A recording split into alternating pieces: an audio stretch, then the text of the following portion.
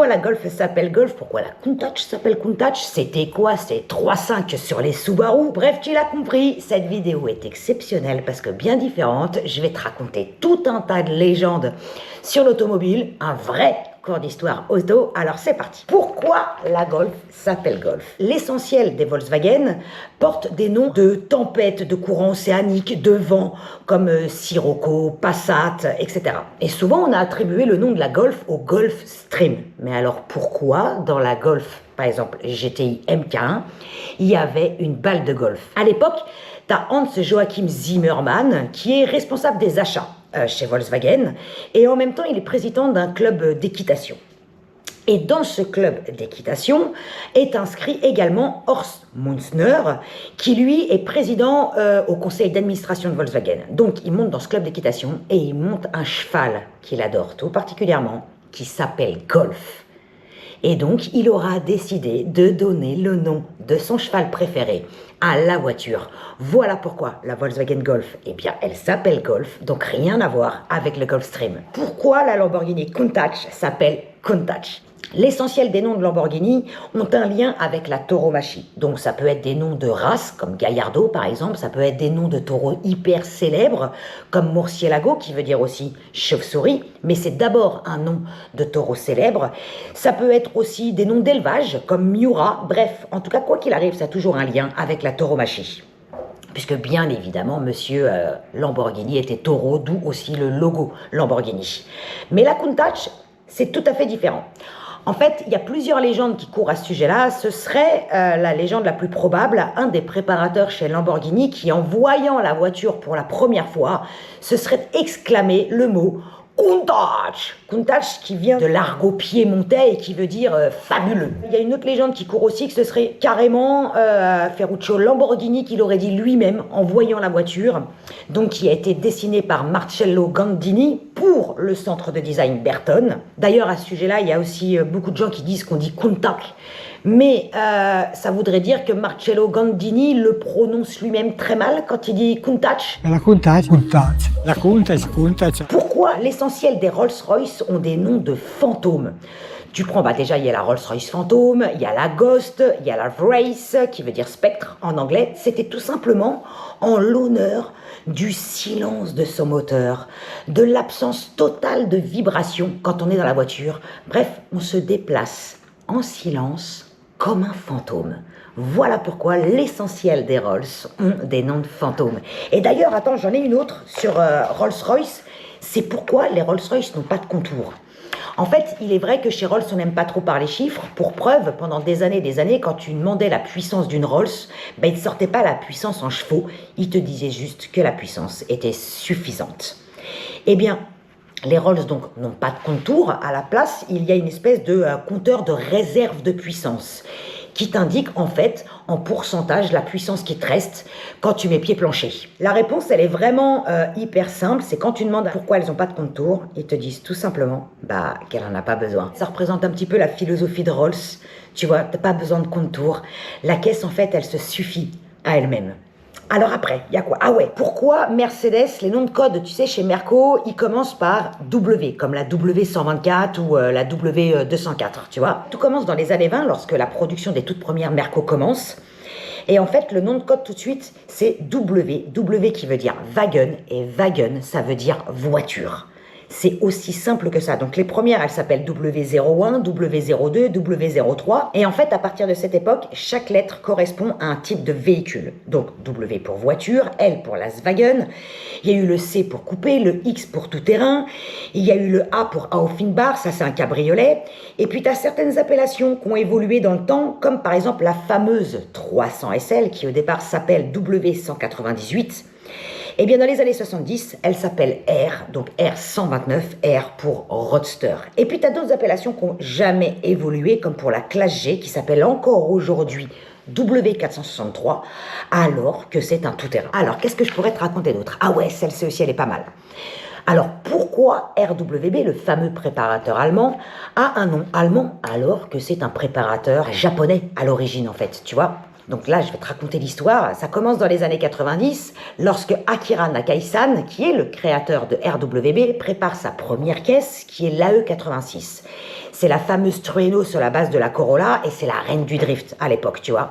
Parce que Akira faisait partie, justement, d'une équipe de drift japonaise hyper connue à l'époque, notamment pour ses exploits sur le mont Tsukuba, au nord de Tokyo. Et cette équipe de drift, elle s'appelle Rauf World. Rauf World que tu peux d'ailleurs...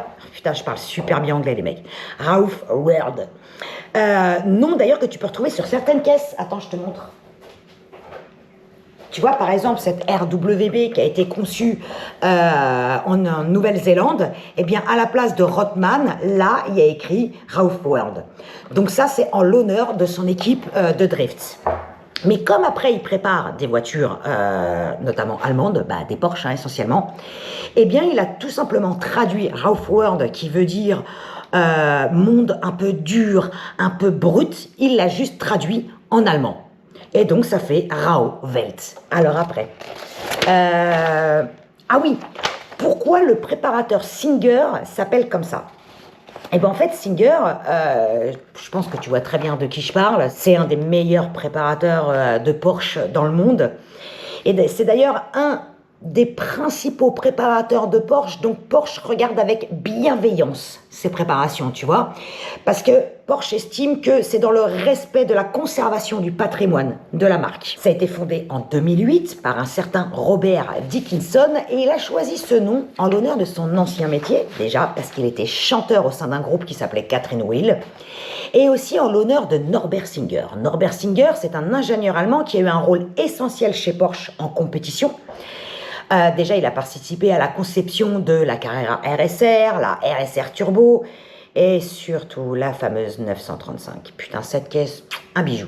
Donc voilà pourquoi Robert Dickinson a choisi ce nom Singer, à la fois pour son ancien métier, et également en l'honneur de Norbert Singer, de cet ingénieur. Et d'ailleurs, pour la petite histoire, ils ont même travaillé ensemble sur la fameuse DLS.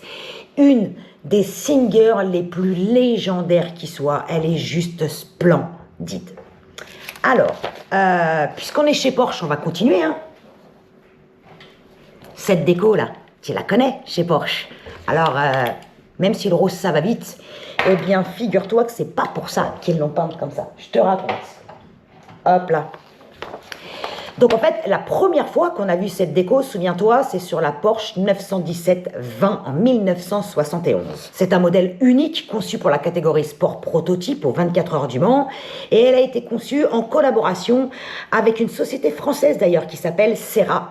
Et l'objectif était de concevoir une voiture combinant les avantages de la fameuse Porsche 917 longue queue et ceux de la 917 version course. Et le résultat, c'est que cette caisse, elle était hyper large avec des ailes hyper arrondies. Les roues étaient hyper rentrées dans les ailes avec un nez très bas, etc. Enfin bref, très vite, il l'appelle la grosse Bertha. Et d'ailleurs, elle est tellement large, ses proportions étaient tellement hors normes qu'elle rentrait même pas dans le camion qui transportait les voitures sur circuit.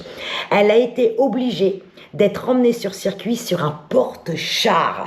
Non mais le truc de dingue. Donc lors des premiers essais, à force d'entendre toutes ces remarques sur le fait qu'elle soit énorme, grosse, pas très jolie avec son éplat, etc., eh bien, l'idée de l'habiller avec des coupes de cochon comme chez le boucher arrive hyper vite. Et c'est les designers eux-mêmes qui ont eu l'idée. Et alors, le team manager de leur sponsor principal, Martini, lui aussi adore l'idée. Et boum, il lance la production de cette déco. Et la voici décorée en cochon rose ou même en chasseur de truffes, on peut l'appeler comme ça. En allemand, elle s'appelle même la truie. T'imagines le truc. Et d'ailleurs, le comte Rossi, propriétaire de la marque Martini, qui était le sponsor principal à l'époque, il trouve ça tellement dégueu que lui, carrément, il s'est barré de la course et il a même pas voulu rester plus longtemps. Il a détesté le projet. Alors qu'aujourd'hui, elle est légendaire, cette déco en fait. C'est là que je vais te raconter une autre légende dans la légende. Cette fameuse Porsche 917-20 n'a pas fini la course suite à un accident. Et la légende racontait que c'était suite à une erreur de pilotage. Mais en fait, pas du tout. Quand ils se sont décidés de restaurer la voiture, eh bien, ils se sont rendus compte que c'était un problème de frein. En fait, les disques se sont retrouvées collées aux plaquettes, ou plutôt l'inverse, les plaquettes se sont retrouvées collées au disque. La caisse était tellement performante que les freins ont tout simplement pas suivi. Qu'est-ce que je peux te raconter d'autre? Ah, pourquoi la Twingo s'appelle Twingo? Alors si tu as vu la vidéo sur la fameuse Quingo, donc cette Twingo avec le cabin, je te mets le lien là.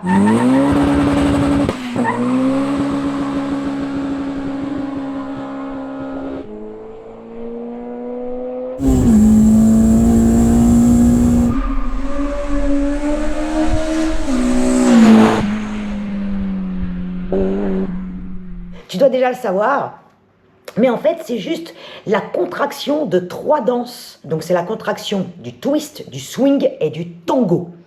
Alors, c'est pas juste twist et tango, parce qu'il fallait le son wing, donc c'est pour ça qu'il y a le swing avec, puisque c'est une contraction surtout phonétique du mot. Et donc, c'est arrivé au mot Twingo. Elle a quand même failli s'appeler Ipso, Tonga, Maya. Mais voilà, c'est quand même une caisse légendaire. Tu sais qu'il s'en est vendu plus de 2,6 millions d'exemplaires de cette bagnole. Bref, d'ailleurs, j'en profite pour te dire qu'il y a eu donc la Twingo avec le K20 épisode 1. Il y a eu la Twingo avec le K20 Turbo épisode 2.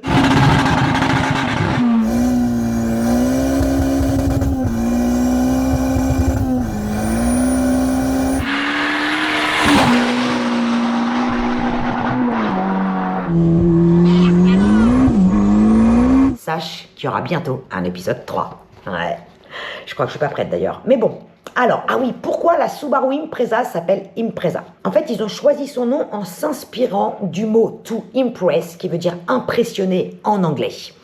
Donc c'est juste ça. Et d'ailleurs, impressionnée, elle a réussi, puisque quand elle a déboulé en France dans les années 90, elle a juste fait un carton. À l'époque, c'était un record en termes de prix performance, tu vois, c'était ça l'origine dans les années 90, l'Impreza. Pourquoi la GT40 s'appelle GT40? Eh bien, tout simplement parce qu'elle mesure 40 pouces de hauteur.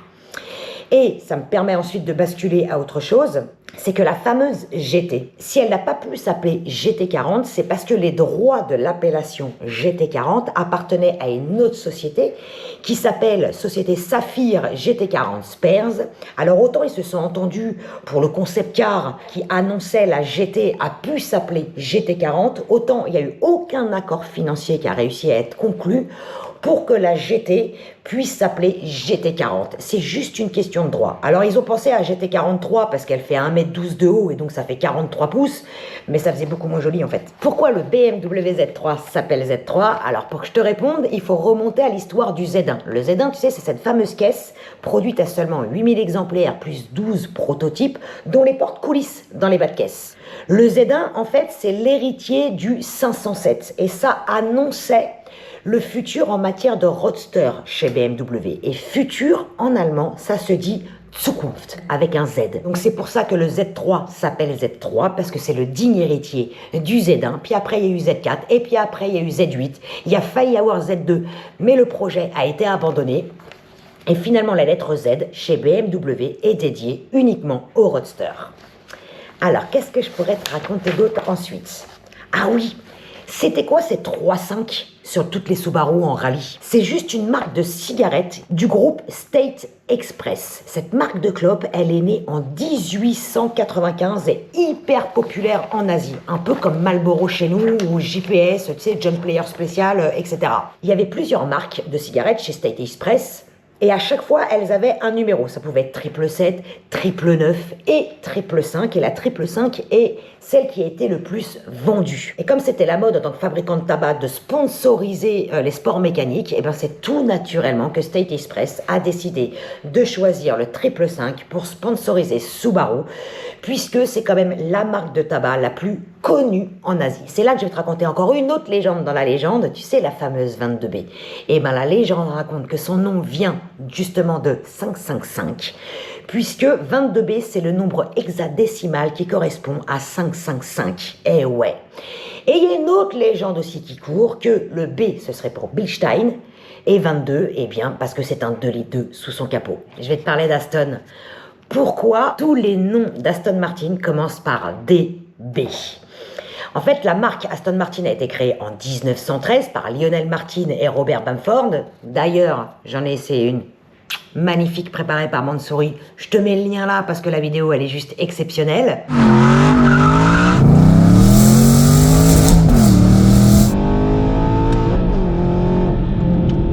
Là, ce côté... Ah, faut y aller, toi. Là, on y va, on va dans le fond, toi. Freine sa mère, la putain de sens.